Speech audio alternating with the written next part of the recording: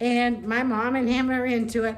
Well, this little girl next door, she was tap dancing, and I always wanted to take tap dance. So she told me where she went to tap dancing school. So I called the place up and I signed myself up for tap dancing lessons. It was $1.50 a week to go for an hour. So I tell my mom I called and I just can go every week for an hour and it's $1.50. And she threw a fit. She said, "You're not going to take no tap dancing lessons. I can't afford that. You just better call that lady up and tell her you can't come."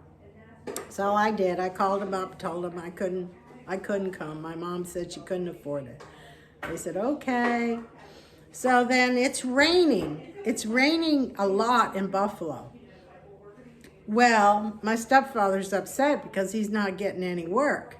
We're in this apartment and he's like, so he's got relatives in California. So this is like the summer of when I'm going into the 4th grade.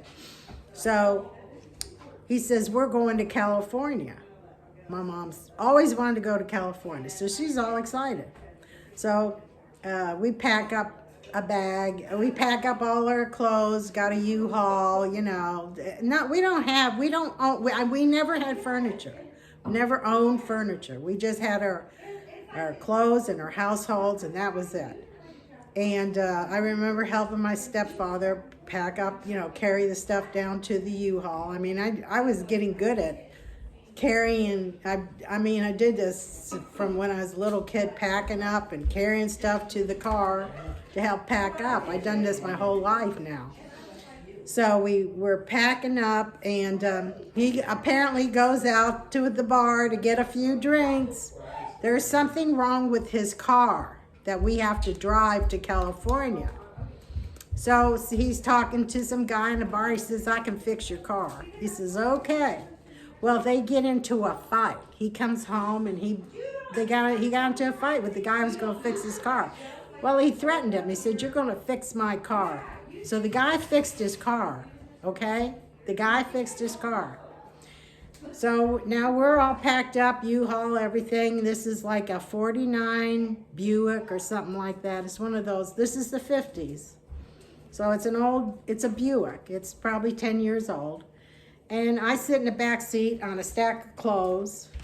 That's where I was at. My mom was up front with him. And we start on our trip to go to California. And he said it's going to take a week for us to get to California. So we drive. We drive through all these states all the way to California. They didn't have super highways then.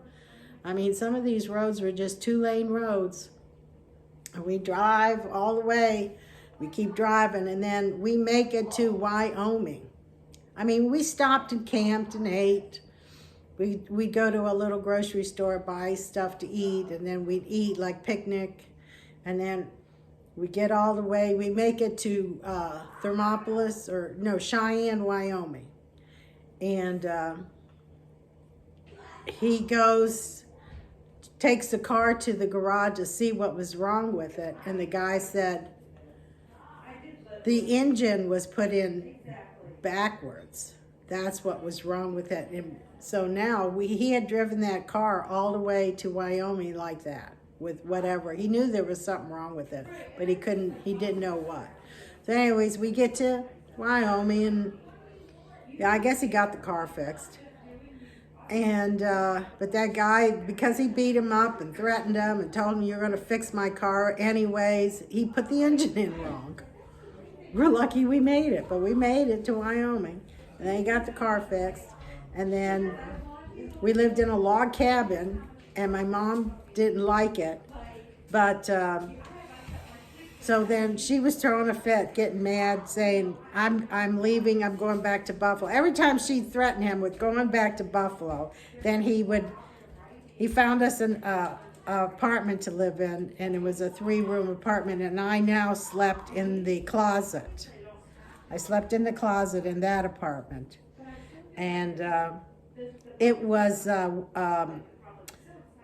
Centennial Days or something. It was like Indian reservations had their teepees set up. It was it was a festival that summer that we were there in Cheyenne. There was everybody's dressed up Western style. They had their horses all dressed up, and we went to these Indian reservations. We went out on the ranges where you could drive your car into where the buffalo were. You had to keep your windows rolled up, but you could drive in and see all the buffalo roaming around. And they had this big festival. They had Indian teepees setting all over the place. So then he got a job at Thermopolis, so we had to move to Thermopolis, Wyoming. We lived in a cabin, and they get sandstorms in Wyoming. So the first time it happened, I was petrified. I was a little kid. I was outside. All us kids in that little cabin air place were outside playing, and all of a sudden the sand just came up blowing like we were blinded, and I was screaming, and they kept saying, go in the house, go in the house. So I ran in the house.